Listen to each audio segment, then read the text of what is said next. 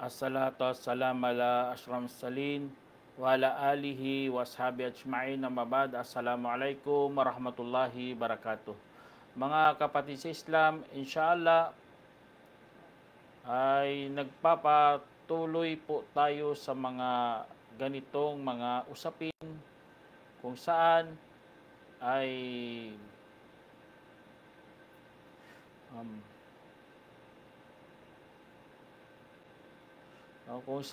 nagpapaano tayo sa ating reliyong Islam. Ito ang tafsir kung saan napaganda tafsir sa Surah Ma'arij, kung saan ipinadala ito sa Makkah bilang isa sa mga pagpapalakas ng pananampalataya at pagpapabigay banta sa mga mapagtakwil na mga Quraysh. Ito po ay isa sa mga pinakamagandang talata kung saan nagpapahiwatig sa araw ng paghuhukom.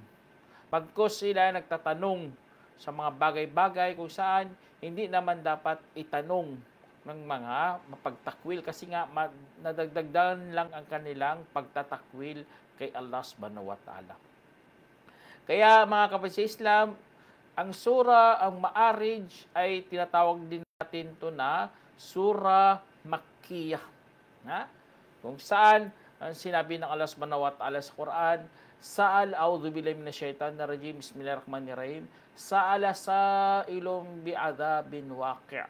Merong nagtatanong tungkol sa kaparusahang magaganap. Kaya ang pangparusang magaganap, mga kapatid sa Islam, ito ay halos pagtatanong ito ng mga Quraysh. Kasi nga mga Quraysh, mga kufar yan sila, mga mapagtakwil. Merong isang dito sa kwento, si Nadru bin Harith ibn al-Qalada. Ibig sabihin, ang kasaysayan ng Islam, mga kapatid, ay napakayaman talaga sa kwento. Puno ng mga kasaysayan, mga totoong personalidad. Totoo talaga kasi nga may mga tao na involved.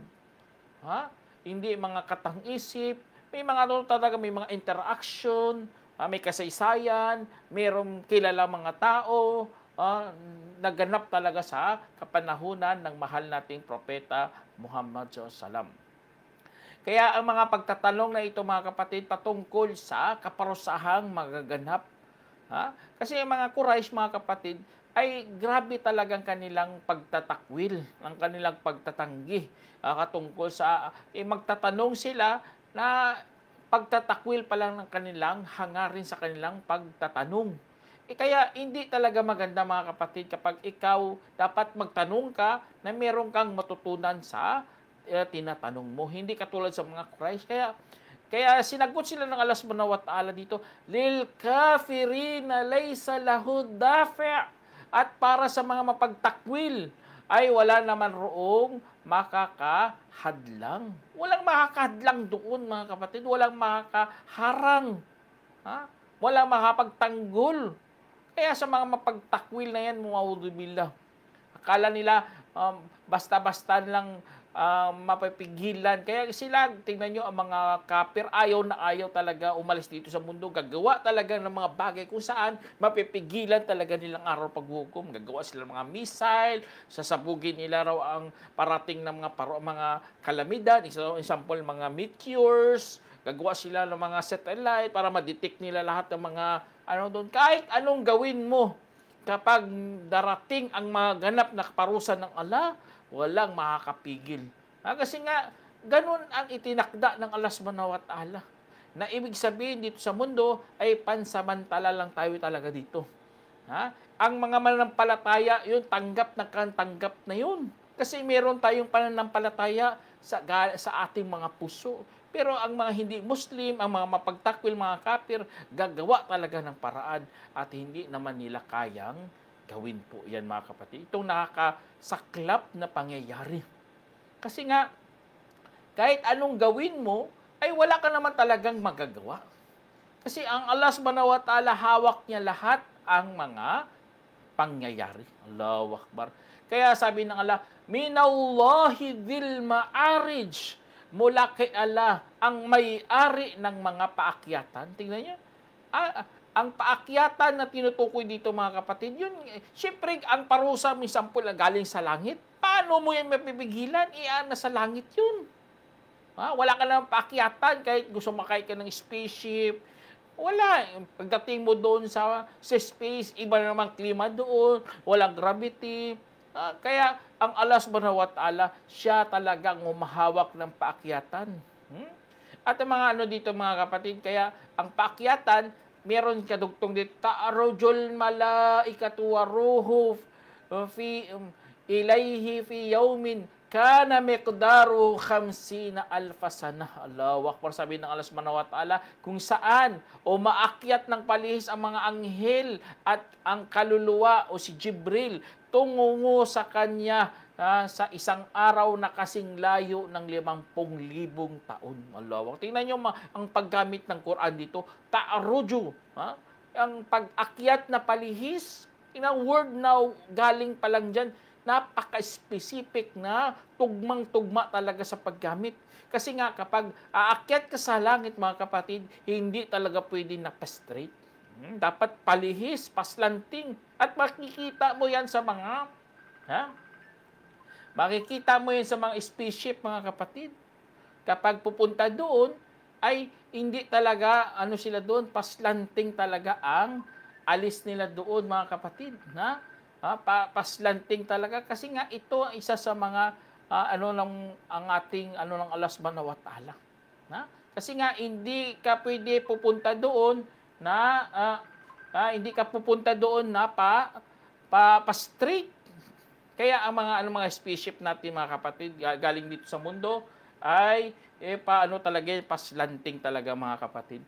Kaya isa sa mga dapat nating maunawaan mga kapatid na ito isa sa mga natin, tandaan mo yan. Palihis talaga ang papunta doon. Mga anghel, ang mga pupunta mga anghel. Alam naman din ang mga anghel na nilikha ng Allah subhanahu wa ta'ala na dakila. Napakalakas, ng mga pangangatawan, may mga pakpak. Pupunta doon, hindi nga sila paakyat, pa-straight. Palihis din ang kanilang papunta doon. Kasi nga, hindi talaga nila kaya. Allahu Akbar. Kaya napaganda katulad ng species, sumasabog na Kaya, yun ang isa sa mga pinakamagandang paggamit ng Allah subhanahu wa ta'ala sa kanyang Quran. Allahu Akbar. Tapos, ang kaluluwa, mga kapatid, ang tafsir dito, kaluluwa ay si Jibril. Ito palayaw pala ni Jibril. Mga nickname niya, kaluluwa. Kaya kung pupunta kay Allah subhanahu wa ta'ala, Allahu Akbar, papapalihis talaga sila papunta doon. Kasi tapos ito pa, sa isang araw na kasing layo ng 50,000 taon. Tingnan nyo, 50,000 taon ang kanyang layo. Allahu Akbar, sobrang layo talaga ang papunta doon sa Kaya malupit talaga mga kapatid sa Islam. Ito ang isa sa mga ng Allah subhanahu wa ta'ala. Hindi naman pwede susukatin mo yon ng tinatawag na kilometer. Dapat ang sukat doon light year. Tingnan nyo. Kasi nga kapag kilometer, napakadaming 0,000,000,000,000 hanggang pinakadulo. Pero light year na nga Tapos dami pa rin zero. Ibig sabihin, napakalayo talaga. Kaya tama talaga 50 taon ang biyahe doon. Allahu Akbar. At ito pa mga kapatid, na meron talagang patutunguhan yun, merong hangganan. Ibig sabihin, totoo talaga may paraiso, may totoo talaga merong impyerno. Kaya ang mga scientist natin, kahit anong gawa nila mga telescope, hindi nila talaga makikita anong dulo ng universe, ng kalawakan. Pero dito sa Quran, nagbanggit talaga na merong hangganan. Mayroong si Allah subhanahu wa ta'ala mapupuntahan ng mga anghel, mapuntahan nilang paraiso. Allahu Akbar, yun, patunay yun na dapat madagdagan ng ating mga pananampalataya sa Islam. Natotoo talaga yun, may mga hangganan doon. Allahu Akbar. Kaya, yun, isa sa mga kaya sabi ng Allah, fasbir sabran jamila, kaya't magtiis ka ng napakagandang pagtitiis sa laban sa kanilang panglalait, sa kanilang pangmamaliit, sa kanilang mga masasamang pananalita. Kaya amin sila, ikaw magpatuloy Muhammad sa pagdadawa sa kanila. Ipaabot mo lang ang mensahe, magbigay ka lang ng pagbabanta. Kasi nga, ganun talaga ang buhay sa dakwah, sa pag-anyaya sa katotohanan patungo kay Allah subhanahu wa ta'ala. Kailangan merong pagtitiis. Pagtitiis na napakagandang pagtitiis talaga. Hindi lang pagtitiis, dapat gandahan mo, dagdagan mo, tatagan mo. At ganun na ganun ang pagtitiis laban sa mga mapagtakwil. Tapos kasi nga, innahum yarawnahum ba'ida wa narahu qariba.